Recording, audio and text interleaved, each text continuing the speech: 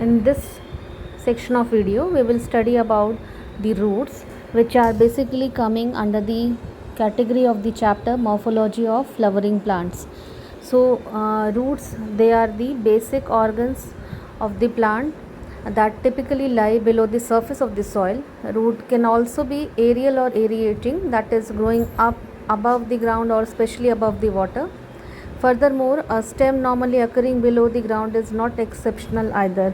So, in majority of the dicotyledonous plants, the direct elongation of the radicle leads to the formation of primary root, which grows inside the soil.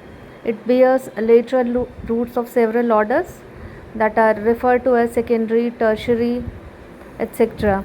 So, the primary roots and its branches, they constitute the taproot system, and these are the basic type of root which are commonly found in the dicotyledonous plants.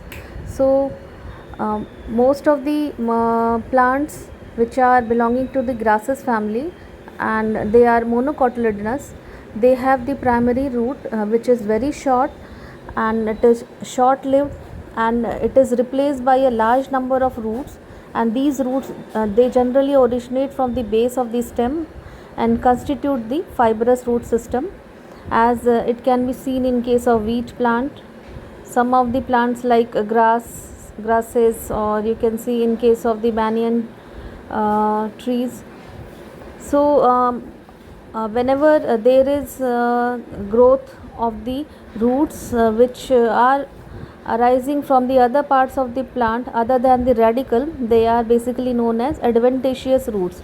So, basically the main function of the root system are they helps in the absorption of water and minerals from the soil, providing a proper encourage to the plant parts, storing the reserve food materials and synthesis of the growth regulators. So, let's see the two types of root system. As you can see here, in case of taproot system, the main radicle is being repeatedly divided into primary, then you can say secondary and tertiary forms. And in case of adventitious root, it is the type of root which is being arised directly from other than the radical portion of the seed. So, let's see what are the regions of the root. As you can see here, it's the root which can be divided into the region of cell maturation, then region of cell elongation, region of cell division, and it is having a root cap over here. So, basically the root tip can be divided into three zones: a zone of cell division, a zone of elongation, and a zone of maturation.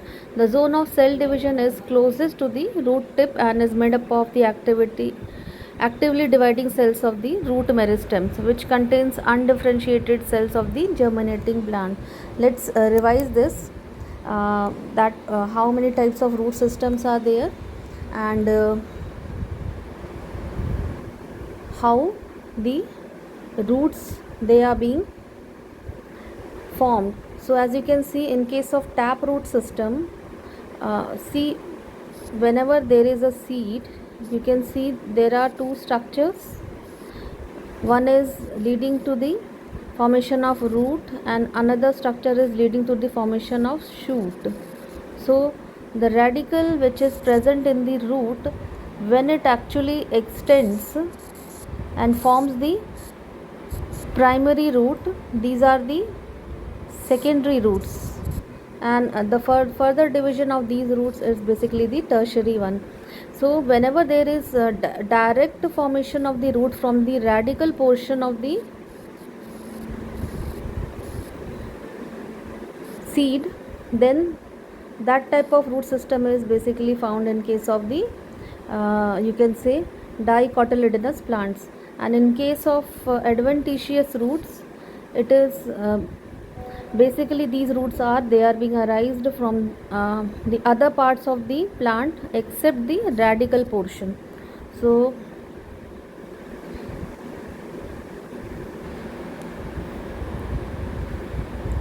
let's see what are the regions of the root. So, root tip can be divided into three zones as we have already seen, and you can see the root hairs, regions of the cell maturation, regions of the cell elongation, region of the cell division, and root cap. So most of the roots, they are having these structural similarities. Let's see what are the modifications of the root for physiological and mechanical functions. So most of the roots, they are acting as the storage structures. So when they are storing the food materials, they are known as storage roots, and they become fleshy by the accumulation of the food into the roots, in, or you can say in the root system of the plant. Likewise, we have the next category of the modified roots that are epiphytic or aerial in nature, which are also known as absorbing roots. As you can see here, the aerial root of the vanda. So epiphytes are the plants that grow on the other plants for the structural support. Their aerial roots are meant to stay above the ground, where they gather nutrients from the air and form surface water and debris. So epiphytic roots, they are basically common in orchids and are example of this type of roots, that is modified roots. Now next type of root is assimilatory root. It is the modified adventitious root that become green color and perform photosynthesis, as they are known as assimilatory roots, as you have seen in case of Ctenophillium trapa. सिंघाड़ा तो खाते होगे ना आप लोग, सिंघाड़े को ट्रैपा बोलते हैं. Tinospora cordifolia, this is also the form of that is food which is being taken out from the water bodies, and it contains iodine. Tinospora has climbing photosynthetic roots which are aerial. In trapa, roots are under water and are known as hydrophytes. Let's see the other modification of the root. So most of them, they are reproductive also. Some are fleshy adventitious root that develops bud which can grow into a new plant, and these reproductive roots are basically help in vegetative propagation. So example for these type of roots is sweet potato, dahlia, etc.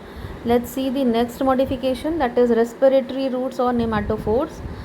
These respiratory roots or knee roots are basically characteristics of many species. They project above the mud and have small openings which are known as lenticels, through which air enters and passing through the soft spongy tissues to the roots beneath the mud. So the next example of the modification of root is sucking roots or haustoria. You can see here these roots. These are basically the parasites which suck the nutrients from the host plant. Haustoria penetrate both xylem and phloem, and they absorb both water and prepared food from the host. So this is basically a parasitic root. Next is mycorrhizal root. As you can see here, it's the combination of the plant and the fungus. And see the colloid roots. So a mycorrhiza is basically a mutual symbiotic association between the fungus and the plant, and the term mycorrhiza refers to the role of fungus in the plant's rhizosphere. So the area where these roots, they are growing is basically the rhizosphere. Mycorrhizae play important roles in the plant nutrition and soil biology and soil chemistry also. Okay, let's see the examples of the different modifications of the root. So when taproot modifications are seen, you can see the example for the different vegetables of fruits. These are the legumes, rhizophores, they are having the lenticels. Now sweet potato, these are the adventitious root modification. Cuscuta, dodder plant, it's a root parasite. Then banyan tree having many more prop roots, modified roots, and this is wheat fibrous root. So this is all about the root, that is how many types of root we have, what are the regions of the root, and the modifications based on the physiological and mechanical functions.